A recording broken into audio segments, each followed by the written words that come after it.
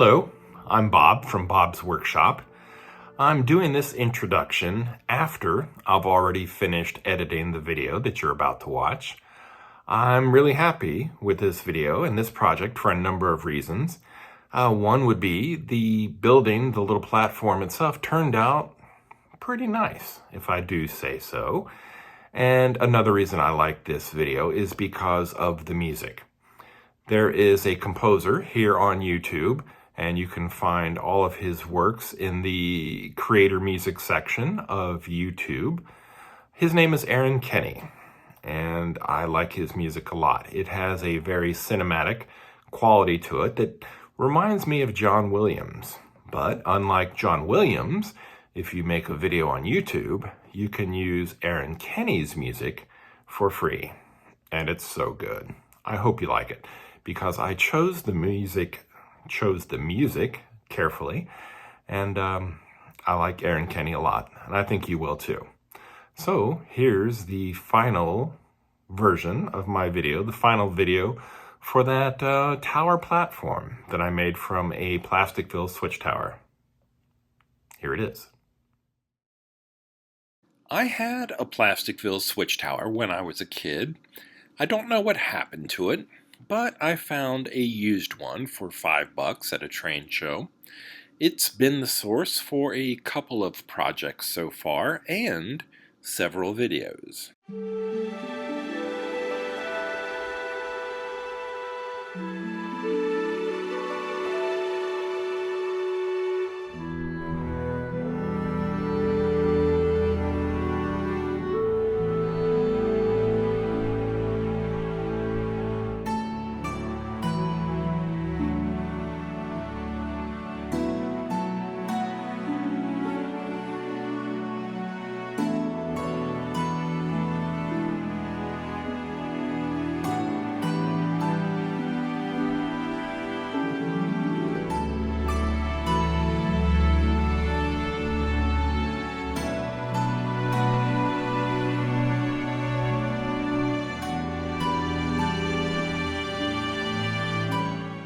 In this episode, I'll be adding an LED light to the building and landscaping around the platform.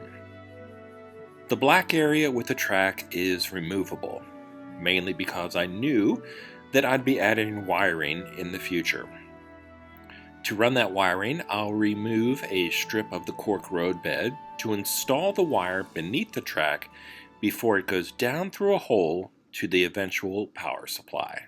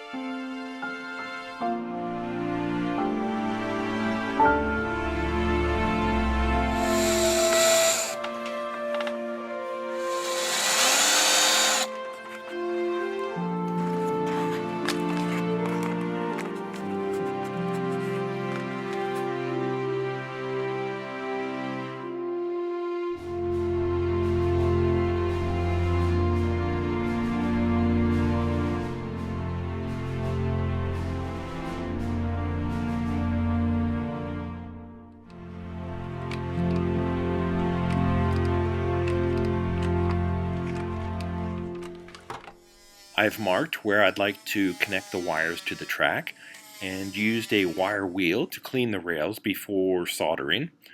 I'll never run a locomotive on this short piece of track, but an illuminated passenger car might be nice. It's much easier to wire for future possibilities now instead of trying to add it later after the ballast is glued down.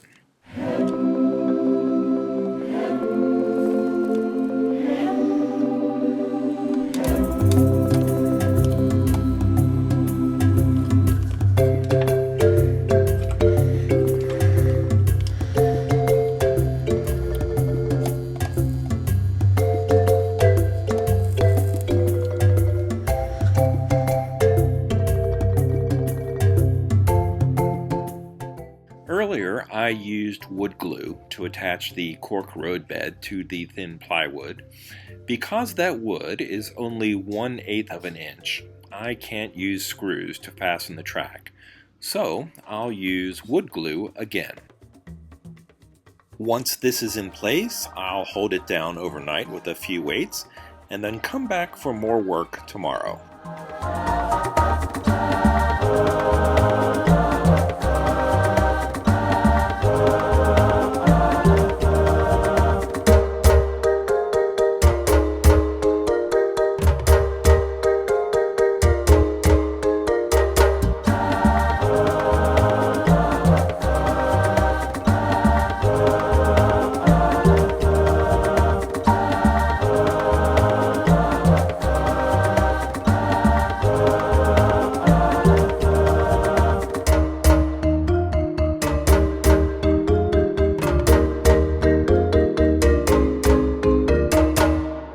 At the end of the tracks, on the back side of the building, I'd like to add just a little bit of color. So I'm carving a blocked out area for some grass and a few plants.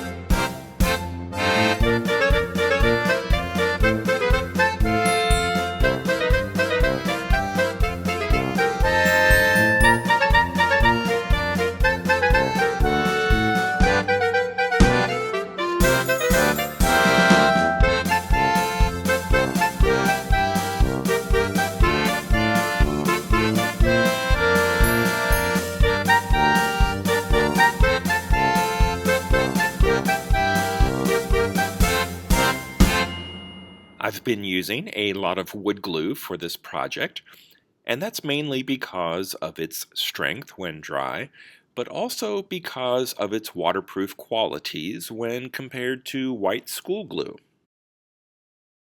The carved styrofoam will not only add some visual interest to the scene, it will also help to lock the platform and building in place.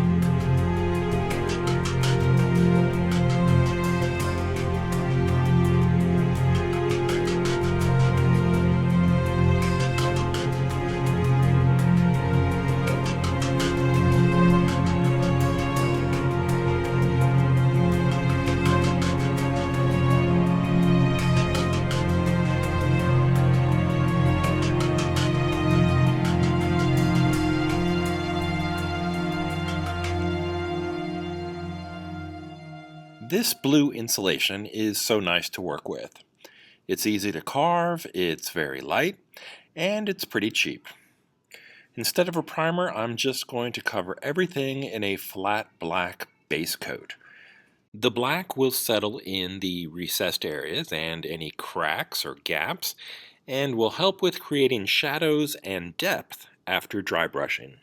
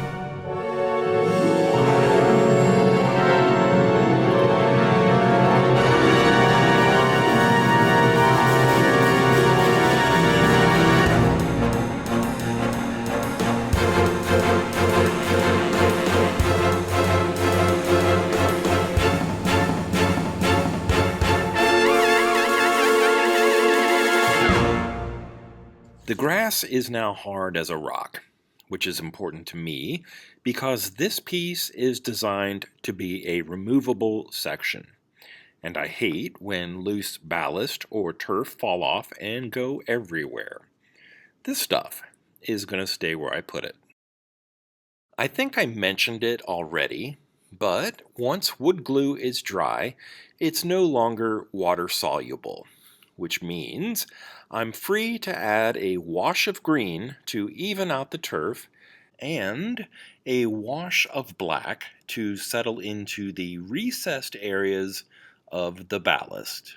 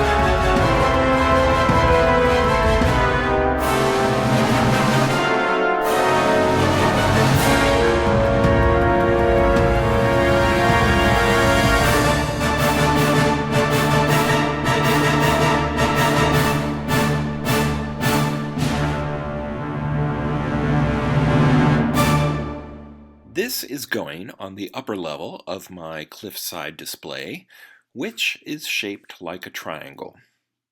I'm thinking that even though it's a small area, I'll have it split into 3 sections. There's this platform at one end, and a tunnel, which still needs work, at the other end, and then also there's an in-between area on the back wall, where I think I may add a very shallow building like a restaurant or possibly a mountainside resort hotel.